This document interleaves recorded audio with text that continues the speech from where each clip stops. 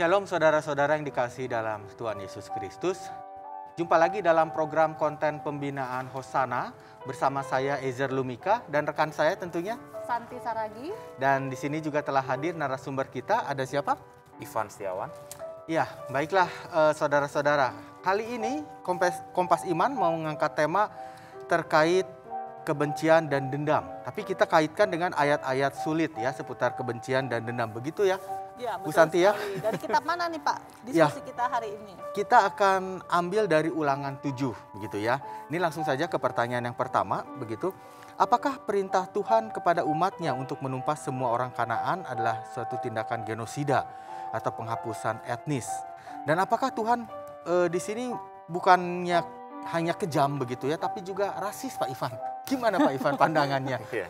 Menarik ya. Ya. Memang ayat-ayat di Alkitab, terutama PL, bahkan terutama juga di Ulangan 7 ini, banyak orang mengarahkannya ke sikap rasisnya Tuhan. Mengapa ya? Karena kok seakan-akan kitab Ulangan ini berbicara tentang umat Tuhan menumpas habis untuk orang-orang Kanaan. Nah, orang Kanaan ini kan istilahnya di dalam satu ruang lingkup suku bangsa tertentu atau ras tertentu yang dibantai habis begitu oleh Tuhan, seakan-akan benar-benar ditumpas. Tetapi kalau kita perhatikan mengapa saya bisa ingin berkata atau memastikan bahwa ini bukan sikap rasis, karena Tuhan sendiri tuh mencintai keberagaman.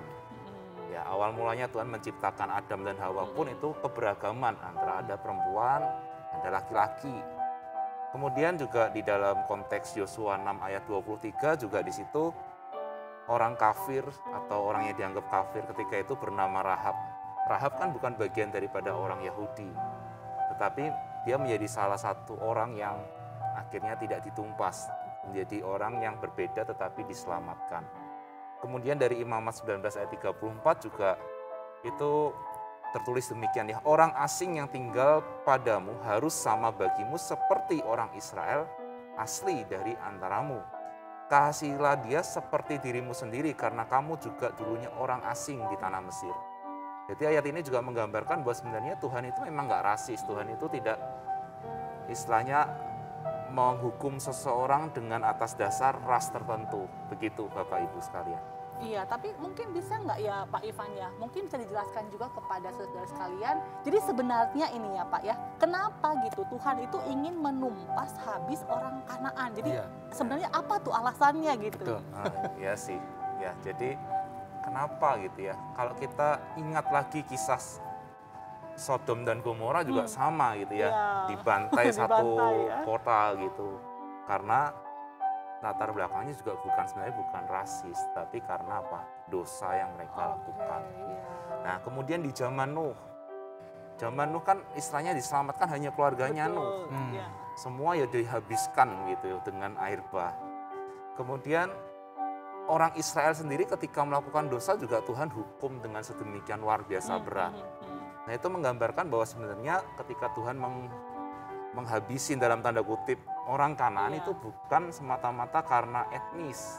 Karena tidak ada alasan Tuhan membunuh atau menghukum seseorang karena etnis tertentu.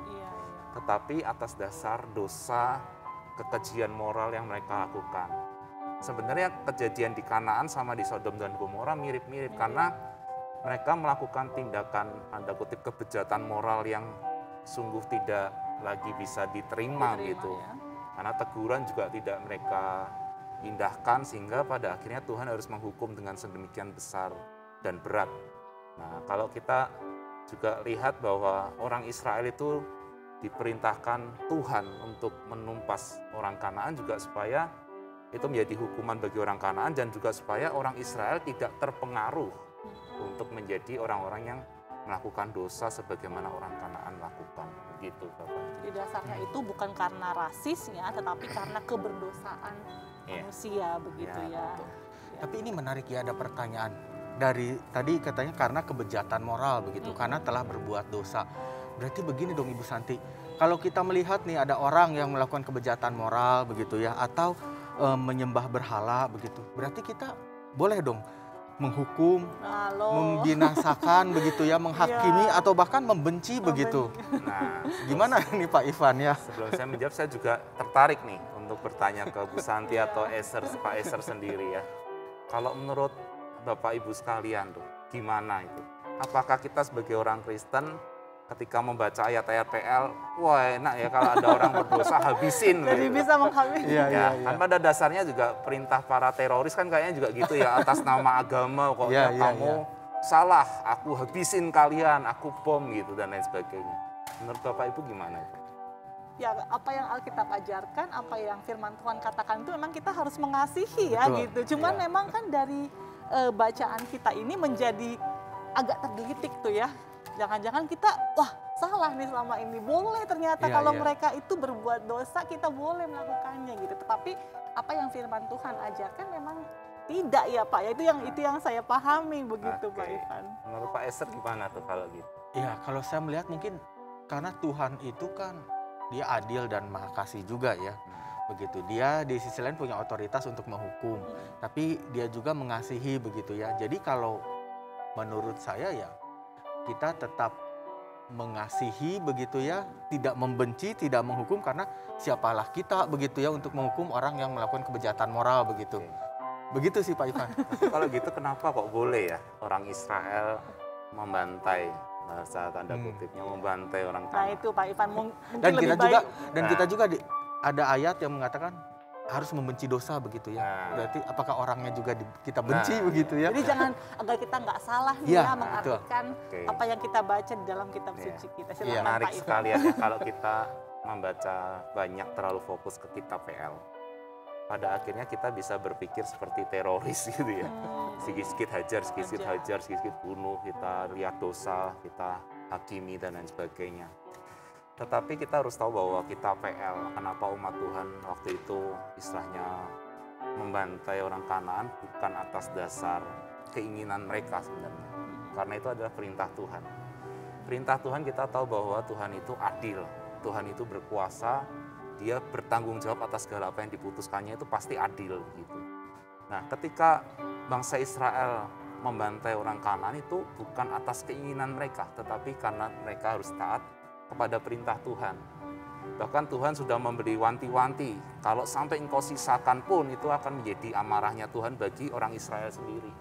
Nah, bagaimana cara kita melihat apa yang harus kita lakukan sebagai orang Kristen di zaman sekarang? Setiap kita kan tidak mungkin ada yang bisa meyakinkan orang bahwa ini aku baru diperintahkan Tuhan untuk membunuh orang itu gitu. Ya, kita tidak bisa menyatakan bahwa itu ucapan yang benar dan bertanggung jawab. Kita ingat ketika seorang wanita yang kedapatan berzina. Ketika itu kan orang mau rajam dengan batu. Orang itu pasti juga tahu bahwa aturan orang Yahudi, hukum Taurat memang itu yang dilakukannya. Tetapi apa yang Yesus katakan? Siapa yang tidak berdosa silahkan lemparin batu perempuan ini. Apakah ada yang melempar batu? Tidak ada. Tidak, ya. Mereka satu persatu pergi dan meninggalkan daripada perempuan yang harusnya mereka lempari. Di situ tuh mengajarkan kepada setiap kita bahwa kita sebagai manusia tidak memiliki andil untuk menghukum atau terlebih membunuh orang dengan atas dasar persepsi atau pemikiran kita. Karena kita bisa salah memutuskan. Ketika kita hajar ternyata orang itu nggak salah, apa yang terjadi? Bukankah itu menjadi sesuatu main hakim sendiri?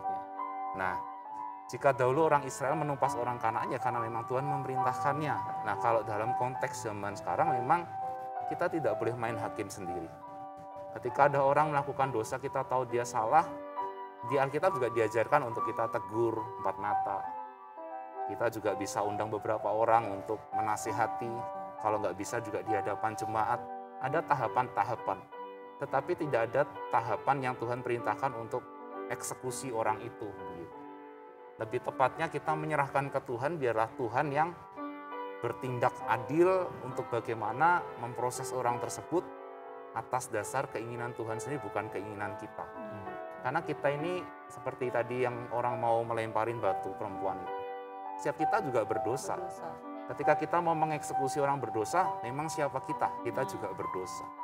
Kalau orang Israel zaman dulu dengan jelas Tuhan memerintahkan. Tapi dengan zaman sekarang kita bisa saja, oh ini Tuhan memerintahkan, tapi itu atas dasar sebenarnya dosa dan keinginan kita, bukan atas dasar perintah Tuhan yang sesungguhnya. Begitu Bapak Ibu.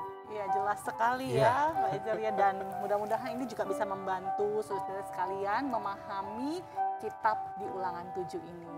Baiklah saudara sekalian, sampai di sini dulu konten pembinaan Hosana kali ini. Saya Santi Saragi dan rekan saya Ezer Lumika, bersama-sama dengan Ivan Setiawan, kami pamit undur diri. Tuhan memberkati.